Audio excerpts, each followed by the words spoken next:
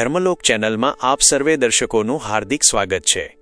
આજે આપણે એક એવી સચ્ચાઈ વિશે વાત કરવા જઈ રહ્યા છીએ જે તમારામાંથી ઘણા લોકોના દિલને સ્પર્શી જશે, કારણ કે આ વિડિયો ખાસ કરીને મેષ રાશિના જાતકો માટે બનાવવામાં આવ્યો છે। જીવનમાં જ્યારે આપણે રાત દિવસ એક કરીને મહેનત કરીએ છીએ, લોહી પાણી એક કરીએ છીએ, છતાં પણ ધારેલું પરિણામ નથી મળતું, ત્યારે મનમાં એક ઊંડી નિરાશા વ્યાપી જાય છે। ઘણીવાર એવું બને છે કે આપણે સફળતાની સાવ નજીક એટલે કે બિલકુલ 99% સુધી પહોંચી જઈએ છીએ અને છેલ્લી ઘડીએ માત્ર 1% માટે કામ બગડી જાય છે અને આપણે હાથ ઘસતા રહી જઈએ છીએ। મનમાં પ્રશ્ન થાય છે કે આપણી ભૂલ એટલી મોટી પણ નહોતી, તો પછી આપણને આટલી મોટી સજા કેમ મળી રહી છે? આજકાલ સોશિયલ મીડિયા અને યુટ્યુબ પર ચારેય તરફ માત્ર એક જ વાતો સાંભળવા મળે છે કે હવે તમારા દિવસો બદલાઈ જશે, અચાનક મોટો ચમત્કાર થશે, ધનનો વરસાદ થશે અને મોટો રાજયોગ બનશે। પરંતુ વાસ્તવિકતા આ બધી અતિશયોક્તિભરી વાતોથી તદ્દન અલગ અને ખૂબ જ કઠોર હોય છે। જ્યારે આ બધી ભવિષ્યવાણીઓ ખોટી પડે છે, ત્યારે મનમાં બે જ વિચારો આવે છે, કાં તો આ બધી વાતો ખોટી છે અથવા તો મારું નસીબ જ ખરાબ છે। પરંતુ સત્ય એ છે કે ન તો તમારું ભાગ્ય ખરાબ છે અને ન તો બધી વાતો ખોટી છે। વાસ્તવમાં જ્યાં આપણું ધ્યાન જાય છે ત્યાં સમસ્યા હોતી જ નથી, તકલીફ તો એ જગ્યાએથી આવી રહી છે જેના વિશે આપણે ક્યારેય વિચાર્યું પણ નથી હોતું। આ પરિસ્થિતિને બરાબર સમજવા માટે આપણે લાંબા સમય સુધી ચાલતા 4 મુખ્ય ગ્રહોની સ્થિતિને સમજવી પડશે। જે ગ્રહો એકાદ મહિના માટે આવે છે તે તો પોતાનું નાનું મોટું પરિણામ આપીને જતા રહે છે, પરંતુ રાહુ, કેતુ, શનિ અને ગુરુ જેવા મોટા ગ્રહો લાંબા સમય સુધી એક જ રાશિમાં રહીને જીવનની આખી દિશા બદલવાની ક્ષમતા રાખે છે। આજે આપણે એ જ 4 ગ્રહોના પ્રભાવ અને 5મા તમારા વ્યક્તિગત પાસા વિશે વિગતવાર અને વાસ્તવિક ચર્ચા કરીશું, જેથી તમને તમારી સમસ્યાનું સચોટ સમાધાન મળી શકે। સૌથી પહેલા વાત કરીએ રાહુની, જે હાલમાં મેષ રાશિથી 11મા ભાવમાં બિરાજમાન છે। 11મો ભાવ આપણી મોટી ઈચ્છાઓ અને લાભનો માનવામાં આવે છે અને રાહુ પાસે ઈચ્છાઓની તીવ્રતા છે, તેથી તે મોટી સફળતા અને લાભની તકો તો ચોક્કસ લાવશે। પરંતુ સિક્કાની બીજી બાજુ એ છે કે રાહુ ભ્રમ, ડર અને ષડયંત્રનો કારક પણ છે। આ જ કારણે જ્યારે પણ લાભની મોટી તક સામે આવશે, ત્યારે અચાનક મનમાં એક અજ્ઞાત ભય પેદા થશે અને પરિસ્થિતિઓ ધૂંધળી દેખાવા લાગશે। એટલું જ નહીં, જ્યારે પણ તમારી સફળતાનો સમય નજીક આવશે, ત્યારે તમારી પીઠ પાછળ કોઈને કોઈ આંતરિક કાવતરું કે ખટપટ શરૂ થઈ જશે, જે તમારા કામમાં અવરોધ ઊભો કરશે। તે બિલકુલ એવું જ લાગશે કે ભોજનની થાળી સામે તૈયાર પડી છે અને આપણે જમવા બેસીએ એટલામાં જ કોઈ તે થાળી ખેંચી જાય। રાહુ એક છાયા ગ્રહ છે અને તે વાયુ તત્વની રાશિમાં હોવાથી તેની નકારાત્મક અસર તમારી આવક અને ઈચ્છાપૂર્તિના સ્થાન પર અદૃશ્ય અવરોધ કે નજર દોષ તરીકે જોવા મળી શકે છે। ઘણીવાર આપણા પોતાના જ નજીકના લોકો અજાણતા કે ઈર્ષાવશ આપણી પ્રગતિમાં અડચણ બનતા હોય છે। આ નકારાત્મક ઉર્જાથી બચવા માટે તમારે તમારા ઘર, દુકાન કે ફેક્ટરીના નૈઋત્ય ખૂણામાં એટલે કે પશ્ચિમ અને દક્ષિણની વચ્ચેની દિશામાં રોજ સાંજનો સમય થયા પછી એક સુગંધિત ધૂપબત્તી પ્રગટાવવી જોઈએ। આ પવિત્ર ધુમાડો રાહુના દુષ્પ્રભાવને શાંત કરશે અને તમારા લાભના માર્ગો આપોઆપ મોકળા થવા લાગશે। બીજો મહત્વનો પ્રભાવ શનિદેવનો છે, જેમની સાડાસાતીનો પ્રથમ તબક્કો માર્ચ 2025થી તમારી રાશિ પર શરૂ થઈ ચૂક્યો છે।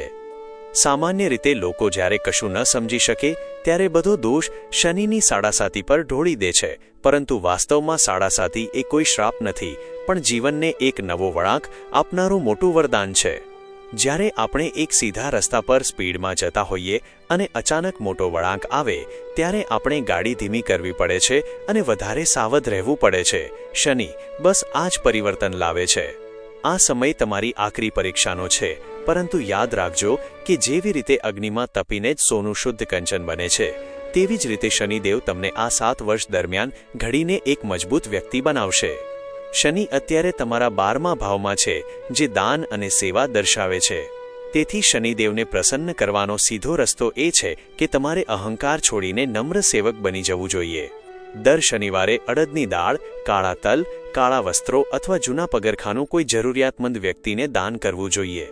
આ કરવાથી સાડાસાતી તમને ક્યારેય પરેશાન નહીં કરે, ઉલટાનું આ જ શનિદેવ તમને રંકમાંથી રાજા બનાવવાની શક્તિ પણ ધરાવે છે। ત્રીજો પ્રભાવ કેતુનો છે, જે તમારા 5મા ભાવમાં ભ્રમણ કરી રહ્યો છે। કેતુ પાસે પોતાનું મસ્તક નથી, તેથી તે જે ભાવમાં બેસે છે ત્યાં બુદ્ધિનો અતિરેક વાપરવાથી નુકસાન થાય છે. પાંચમો ભાવ આપણા મન અને બુદ્ધિનો છે, જેના કારણે મેષે 2025થી લઈને ડિસેમ્બર 2026 સુધી તમને માનસિક અશાંતિ અને મૂંઝવણનો અનુભવ થઈ શકે છે.